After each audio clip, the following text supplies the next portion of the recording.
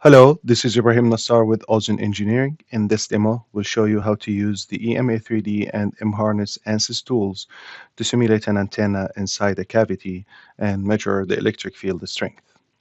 This demo assumes previous knowledge in the ANSYS Discovery Geometry interface. In this demo, we'll use the EMA3D 2024R1 release, and we will start by opening a CAD file that has the geometry already created. So to open the geometry, let's go to File, Menu, Open, and we're going to open this file, which is available in the EMA3D Open Examples.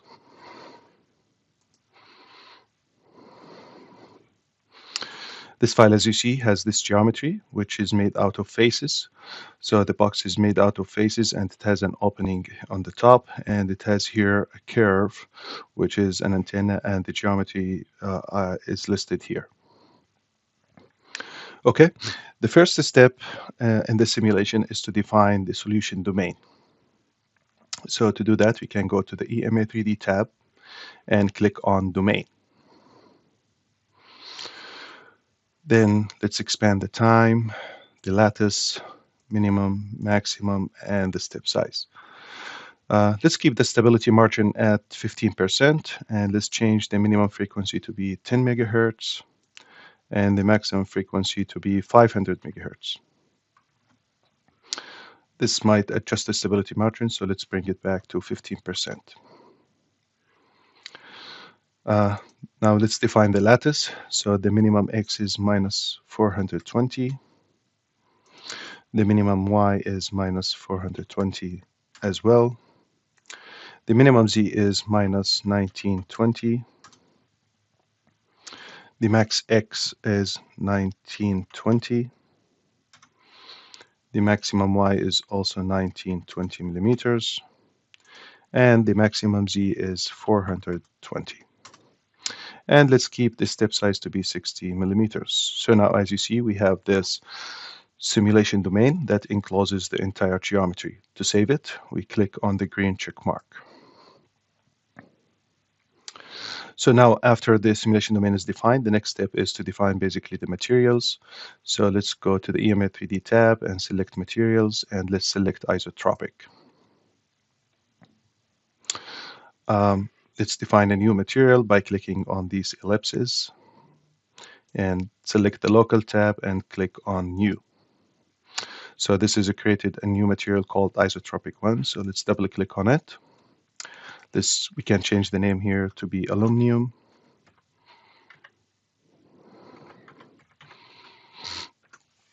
And let's expand general. And let's change the electric conductivity to be 1.2 E7. We can also give it different color. So let's click here and we select from these colors, or click more colors and select the colors from this window. And here we can change the alpha, which is the transparency of the geometry. And hit OK. Now we need to select the faces where we want to define the materials. So we have different selection modes, and let's select faces here, or surfaces, and we can select them one by one, or create a rectangle to drag it and select all the faces in this geometry. After that, we click on the green check mark to save it. So now we see the aluminum material is listed here, and we can click here to show it or hide it. After we define the material, now let's define a probe to measure the fields. To do that, we go again to the EMA3D tab and click on Fields, and let's select a boxed region to be the probe. Here we can give it a name, and we have the option to select between for the field type to be electric or magnetic. So in this case, we want electric. And let's create the boxed region by expanding the bounds minimum and maximum, or we can just basically drag and drop these arrows to change the size. So let's define it here in these minimum and maximum bounds. So let's select for the minimum x to be 540, the minimum y to be 1080, the minimum Z to be minus 360. The maximum X is 840. The maximum Y to be 380. And the maximum Z to be minus 60. So now, as you see, we define this box region here and underneath this aperture or opening in the box. To save it, we click on the green check mark. And as you see now, it's listed under props. Now we will build the antenna by going to the MHARNESS tab and select cabling, and we want to define the antenna to be a conductor.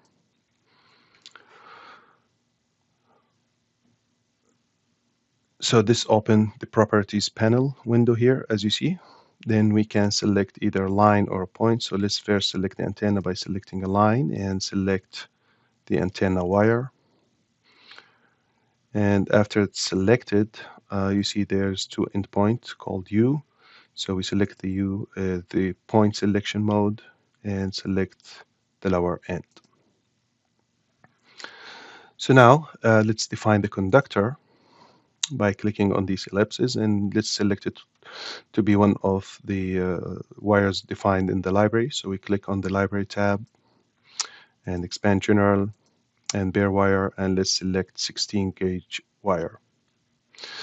So this is defining the conductor for the wire. Now we want to define the termination for this wire. So we click expand terminations, and let's click on these ellipses. And let's keep the termination to be about a resistive boundary, but let's change it to 50 ohm. By clicking the X, it will be saved. And let's change the termination resistance to be a very small value. Let's call 1E minus 6. And now we can click on the green check mark to save it. Now we see conductor 1 listed under the harness, and this completes the setup of the antenna. Next, we want to define a source to excite this antenna. So to do that, we can go here to the MHARNESS tab and click on pin excitations, and let's select a pin voltage. We first select the line of the antenna, the wire, and then we select the point, go to the point selection mode and select the end point of it. And now in this window we can select which conductor we want to excite. So in this case we only have one, which is the conductor 1, and if you have different layers you can switch between them. So let's select conductor 1 and hit OK. Now we define the pin voltage. To make it usable, we have to define the signal, and let's in this example select derivative of Gaussian. Let's keep all the settings the same, but let's change the alpha to be 1E18. And you can click on the FFT to see the FFT of the signal, and to save it we can click on the X check mark. Now you see the signal is available here, so we need basically to drag it and drop it on the pin voltage to make it usable.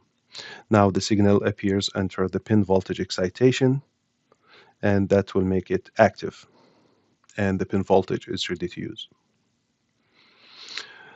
Now everything is kind of set up, and now we're going to create the mesh.